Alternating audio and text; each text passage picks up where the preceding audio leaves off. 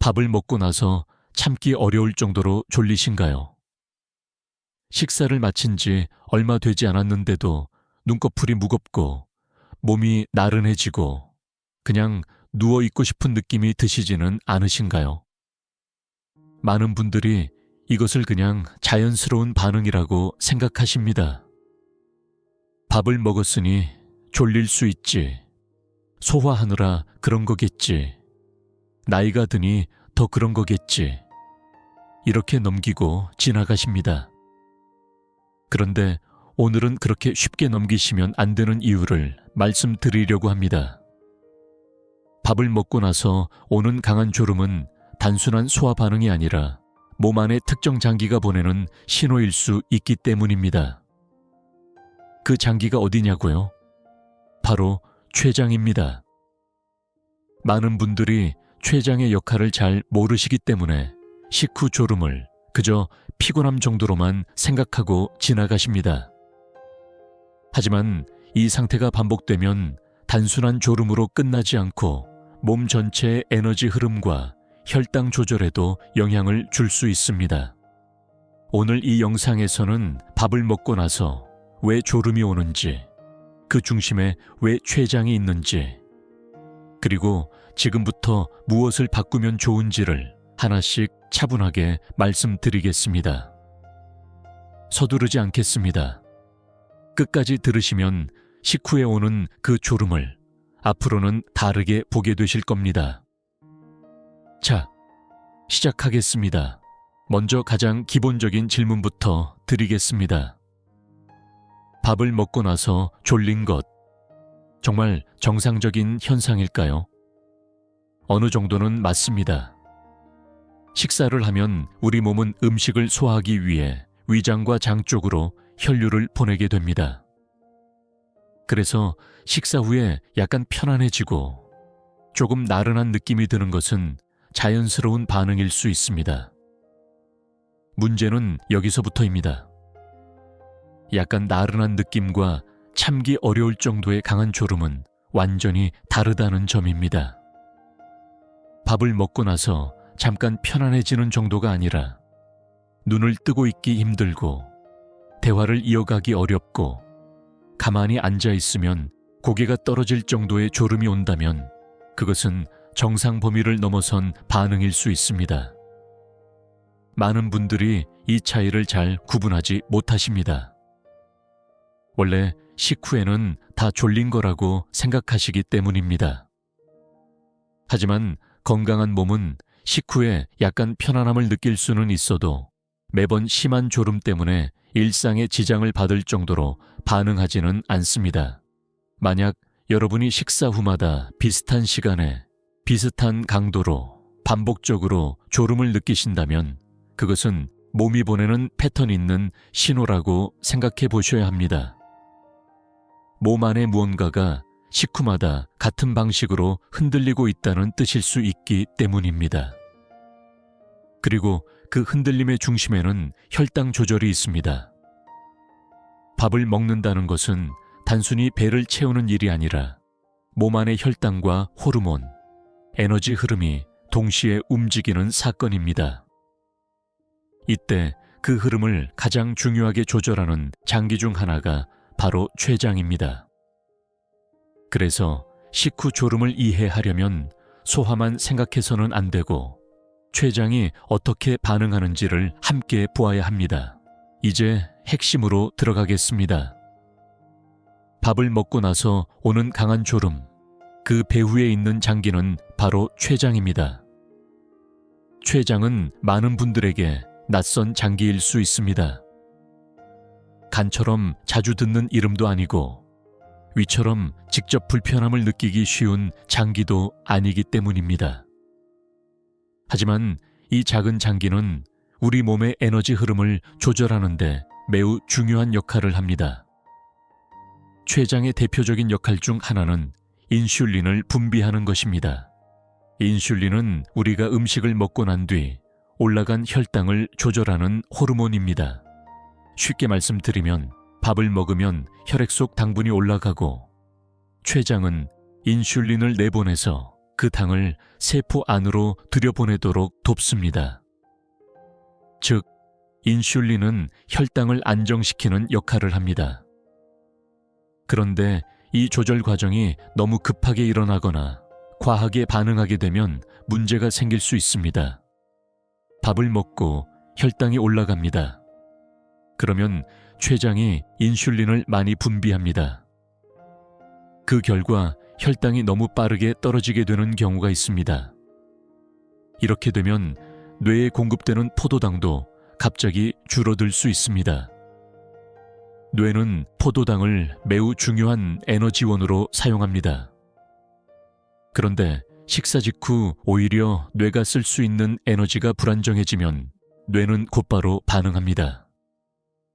그 반응이 바로 강한 졸음, 멍한 느낌, 기운이 빠지는 느낌으로 나타날 수 있습니다. 이것이 바로 많은 분들이 식후에 경험하는 강한 졸음의 핵심 메커니즘입니다. 이 상태는 단순한 기분 문제가 아니라 혈당이 빠르게 흔들리고 췌장이 그 흐름을 무리하게 조절하고 있다는 신호일 수 있습니다. 의학적으로는 이런 현상을 반응성 저혈당과 연결해서 설명하기도 합니다. 물론 모든 식후 졸음이 반드시 같은 원인으로 생기는 것은 아닙니다. 하지만 반복적으로 심한 졸음이 온다면 췌장과 혈당 조절의 흐름을 한 번쯤 의심해 볼 필요가 있습니다. 왜냐하면 이런 상태가 오래 반복되면 췌장은 점점 더 지치고 혈당 조절도 점점 더 불안정해질 수 있기 때문입니다. 그래서 오늘 이 문제를 단순한 피곤함으로 넘기지 말아야 한다고 말씀드리는 겁니다. 그렇다면 왜 췌장이 이렇게 힘들어지는 걸까요? 특별한 병이 없다고 해도 우리가 매일 반복하는 식습관과 생활 습관이 췌장에 큰 부담을 줄 수 있습니다. 첫 번째는 밥을 너무 빨리 먹는 습관입니다. 많은 분들이 식사를 빠르게 끝내십니다. 10분 안에 한 끼를 드시는 분들도 많고 제대로 씹지 않고 넘기는 경우도 많습니다. 이렇게 되면 음식이 빠르게 흡수되고 혈당도 빠르게 올라갑니다. 혈당이 급하게 올라가면 췌장은 그만큼 빠르게 그리고 많이 반응해야 합니다. 즉, 췌장이 갑자기 바빠지는 겁니다. 이런 일이 하루 한 번이 아니라 몇 끼 반복되면 췌장은 계속 급한 일을 처리하는 상태가 됩니다. 두 번째는 흰쌀밥, 흰빵, 떡, 과자, 단 음식을 자주 먹는 습관입니다. 이런 음식들은 몸에 아주 빠르게 흡수됩니다. 흡수가 빠르다는 것은 혈당이 빨리 올라간다는 뜻입니다. 혈당이 빨리 올라가면 췌장은 또 많은 인슐린을 만들어야 합니다. 특히 식사에 채소나 단백질이 충분히 없고 탄수화물 중심으로만 구성되어 있으면 이 흐름은 더 심해질 수 있습니다. 많은 분들이 밥을 드시고 나서 졸린 이유를 그냥 많이 먹어서 그런가 보다 하고 생각하시는데 실제로는 무엇을 어떻게 먹었느냐가 훨씬 중요할 수 있습니다. 세 번째는 식사 후 바로 앉거나 눕는 습관입니다. 식후에는 조금 쉬고 싶고 몸이 풀어지는 느낌이 들 수 있습니다. 하지만 바로 움직임이 끊기면 혈당이 더 천천히 안정되지 못하고 몸이 더 처지는 느낌으로 이어질 수 있습니다. 반대로 식사 후 가볍게 움직이면 근육이 포도당을 사용하는 데 도움을 주기 때문에 혈당 조절 흐름이 훨씬 안정될 수 있습니다. 췌장 입장에서도 부담이 줄어드는 것입니다. 네 번째는 식사와 함께 달달한 음료를 마시는 습관입니다. 식혜, 주스, 달달한 커피, 이온 음료처럼 액체 형태의 당분은 생각보다 더 빠르게 혈당을 올릴 수 있습니다. 식사로 이미 혈당이 올라간 상태에서 이런 음료까지 더해지면 췌장은 훨씬 더 급하게 반응해야 합니다. 많은 분들이 음식보다 음료를 더 가볍게 생각하시지만 췌장에는 오히려 더 큰 부담이 될 수 있습니다. 결국 췌장을 힘들게 만드는 것은 아주 특별한 것이 아니라 우리가 매일 반복하는 익숙한 습관들일 가능성이 큽니다. 그래서 이 문제는 겁을 내기보다 생활 방식을 조금씩 조절하는 것에서 시작해야 합니다. 이제 조금 다른 방향에서 보겠습니다. 식후에 오는 강한 졸음은 단순히 잠깐 졸린 것으로 끝나지 않습니다.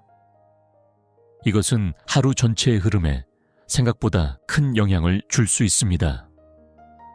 생각해 보십시오. 하루에 3번 식사를 한다고 했을 때, 그때마다 강한 졸음이 온다면 하루 중 중요한 시간들이 계속 졸음에 잠식되는 셈입니다. 오후에 해야 할 일을 못하게 되고, 사람과 대화할 힘도 줄어들고, 책을 읽거나 TV를 보는 것도 힘들어질 수 있습니다. 처음에는 그냥 식곤증이 심한가 보다 하고 넘길 수 있습니다. 하지만 이런 일이 반복되면 사람은 점점 자신을 의심하게 됩니다. 왜 이렇게 의욕이 없지? 왜 이렇게 늘어진 느낌이지? 내가 게을러진 건가? 이렇게 생각하게 되는 겁니다. 그런데 이것은 의지의 문제가 아닐 수 있습니다. 몸의 에너지 흐름이 흔들리고 있고 그 결과 뇌가 졸음과 무기력으로 반응하고 있는 것일 수 있습니다. 즉, 마음이 약해서 그런 것이 아니라 몸이 먼저 흔들리고 있기 때문에 마음도 영향을 받는 것입니다. 이 상태가 계속되면 오후 시간을 제대로 쓰지 못하게 되고 일상이 점점 좁아질 수 있습니다.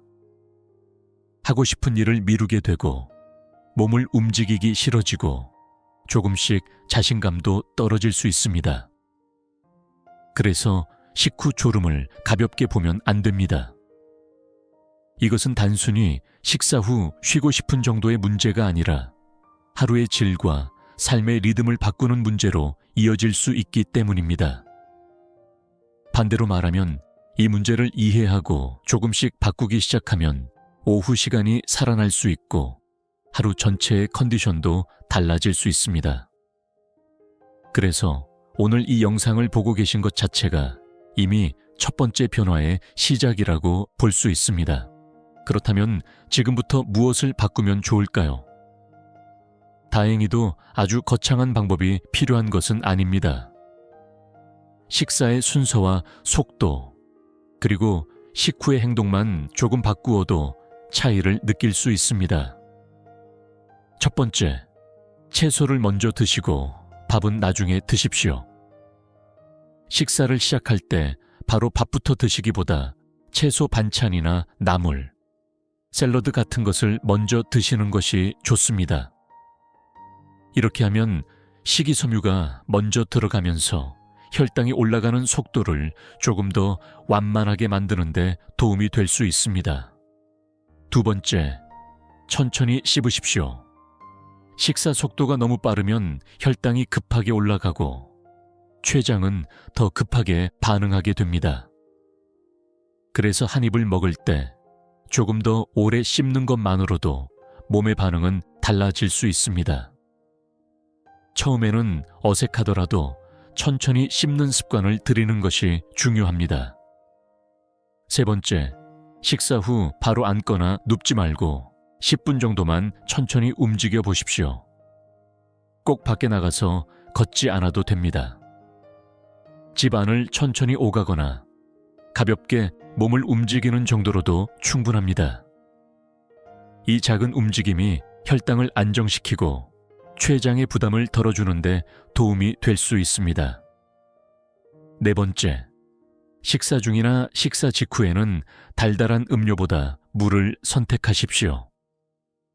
특히 따뜻한 물은 몸에 부담이 덜하고 식사 흐름을 안정시키는데 도움이 될 수 있습니다. 이 모든 것을 한꺼번에 완벽하게 하실 필요는 없습니다. 오늘부터는 딱 한 가지라도 좋습니다. 채소를 먼저 드시든, 천천히 씹든, 식후에 잠깐 걷든, 그중 하나만 먼저 시작해 보십시오. 건강은 큰 결심 한 번으로 바뀌는 것이 아니라 작은 습관이 반복되면서 조금씩 달라지는 경우가 많기 때문입니다. 오늘 이야기를 정리해 보겠습니다. 밥을 먹고 나서 오는 강한 졸음은 단순한 소화 반응으로만 볼 일이 아닐 수 있습니다. 특히 그 졸음이 반복적이고 일상에 영향을 줄 정도로 강하다면 췌장과 혈당 조절의 흐름을 한 번쯤 의심해 볼 필요가 있습니다. 우리가 매일 하는 작은 습관들, 빨리 먹는 것, 탄수화물 위주로 먹는 것, 식후 바로 움직이지 않는 것, 달달한 음료를 함께 마시는 것, 이런 것들이 쌓이면 췌장은 점점 더 부담을 받을 수 있습니다. 그리고 그 결과가 식후 졸음으로 나타날 수 있습니다. 좋은 소식은 이 문제는 생활 속 작은 변화로도 충분히 방향을 바꿀 수 있다는 점입니다. 오늘부터 식사의 순서, 식사의 속도, 식후의 행동 중 한 가지라도 바꾸어 보시기 바랍니다. 그 작은 변화가 오후의 컨디션을 바꾸고 하루 전체를 바꿀 수 있습니다. 오늘 내용이 도움이 되셨다면 일상에서 한 가지라도 꼭 실천해 보시길 바랍니다. 다음 영상에서는 하품이 단순히 졸음의 표시가 아니라 몸이 보내는 다른 신호일 수 있다는 이야기를 차분하게 말씀드리겠습니다. 건강하게 오래오래 함께 하십시오. 감사합니다.